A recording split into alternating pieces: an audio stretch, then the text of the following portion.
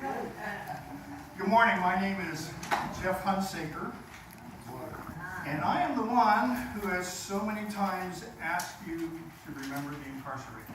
Amen. Pastor John has invited Jimmy and me to come this morning to share with you stories of resurrection from the place that we are both familiar with, and that is our prison system. I've spent the last 25 years in prison.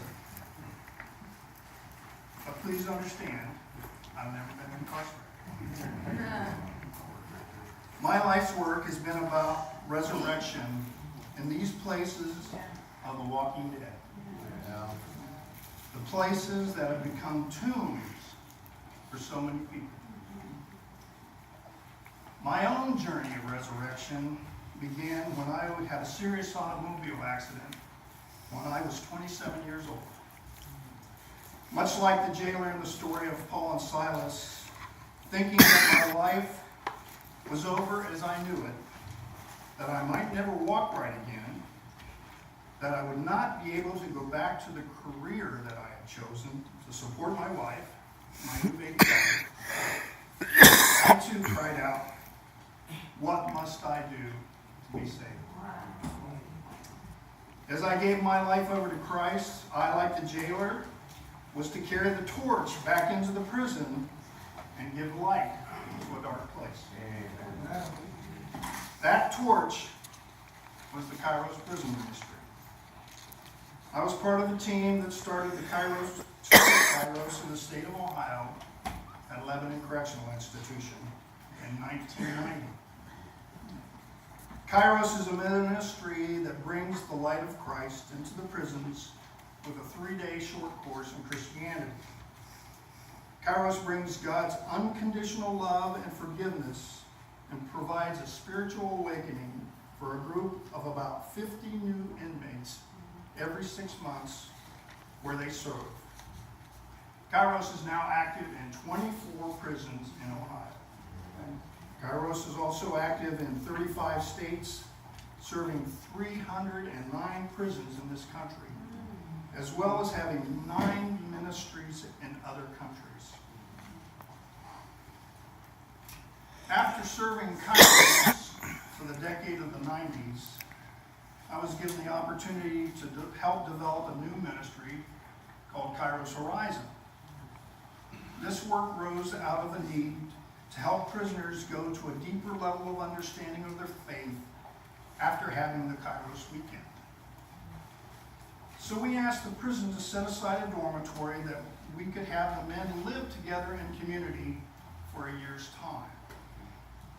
It was because of a very Christ-centered warden named Christine Money at Marion Correctional Institution that the project was born. She had brought Kairos to Marion as well as to the Ohio Reformatory for Women when she was the warden there. We had a vision of what faith-based rehabilitation could be. That vision is what is stated in the John 8 scripture. Verse 32, you shall know the truth, and the truth shall set you free. And verse 36, if the Son sets you free, you shall be free indeed. So what is the truth? What is the truth that will set us free? When we began the Horizon program, we thought the truth was that if you learned about your own faith and deepened your faith in God, you could transform your life. It took us a couple of years to realize that was not totally true. I found out that I could have guys who could quote scriptures to you and sing praises to the Lord and then turn around and cuss out his neighbor and steal from him. There was something that was not true about our original assumption. So we began to look deeper into the reality that brought these men to prison. This is when the truth began to unfold. Underneath the pain and suffering that these men had caused their victims was the pain and suffering that was perpetrated on them, usually at a very early age, through physical, emotional, and sexual abuse. That's when we realize the truth that trauma, not transformed, is trauma transferred. That's right. So, how do you transform trauma? How do you become free from the trauma that has controlled your life? How do you become free of the deep-rooted pain that drove you to lash out at others? The very thing that transforms trauma is forgiveness. Yeah. Forgiveness is all about processing pain. Forgiveness is giving up your right to hurt others for hurting you. Right.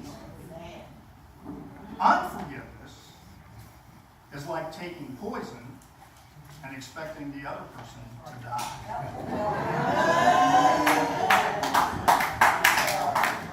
The truth that will set you free is forgiveness. One thing that we believe in the Rising program is that if you nurture love, you will destroy bitterness. If you nurture bitterness, you will destroy love. Yeah.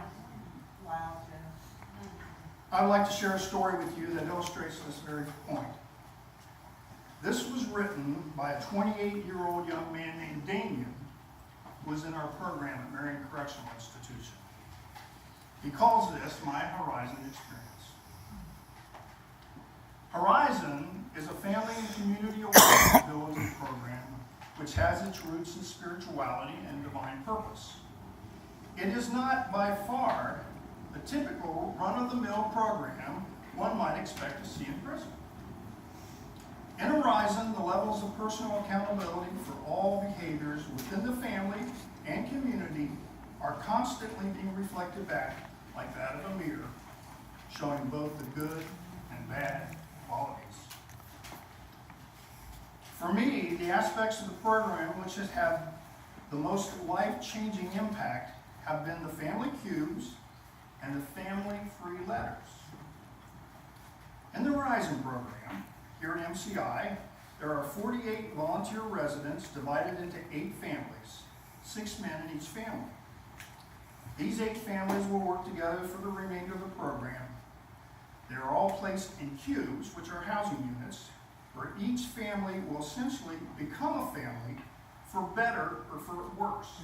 Obviously, the goal is for the better. Right. We have a family meeting and share all the maintenance-related chores, and I didn't expect it, but just the title of family affected me on so many levels subconsciously, bringing to the surface many repressed issues and insecurities that I was unaware but desperately needed to deal with in order to ever have a chance of a successful re-entry back into society. Having grown up in a dysfunctional family, I am currently incarcerated for a domestic-related issue. I remember the beginning of the program when it was easy to smile and joke so long as the topics discussed were of self-interest and without any criticism of myself, of course, or superficial in nature. But topics of any substance where opinions differed would bring up all sorts of repressed angers and fears, from the hatred I felt for my dad to the fear of being seen as inferior, to the fears of rejection and having to deal with the deep internal struggle to be in control. I found myself projecting an abundance of emotions towards the members of my cube. Emotions rooted in resentment, disappointment, and my own unwillingness to open up and allow anyone to hurt me again. It was easier to argue and show contempt or indifference things that I've done for as long as I can remember, than to open up and admit that I don't know everything and I could possibly be wrong. Having nowhere to run, unable to move away from or avoid the other members of my queue, I decided to work to make peace, apologize, and admit wrongdoing. I would attempt to create a relationship if, for no other reason, than to not make myself miserable.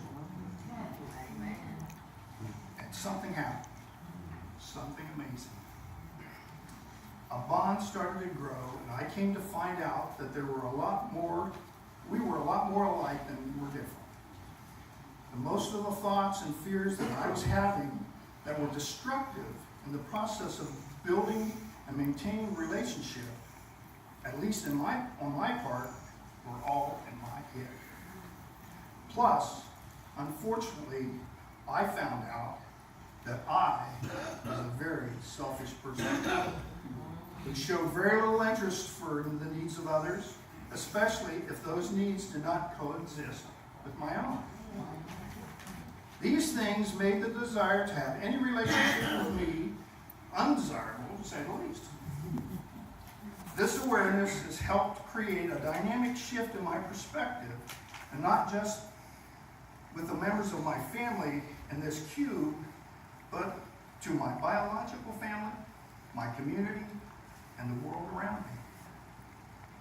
A lie only makes sense if the truth is absent. My newfound understanding, since my newfound understanding, I've since enjoyed the most meaningful and enlightening relationships of my entire life. The family 3 letters have allowed me to utilize this new understanding with my biological family, and relationships that I had given up on years ago have been restored. And I have new hope of restorations of more to come. The family 3 letters encourage me to write with a nothing to lose concept. Use it or lose it.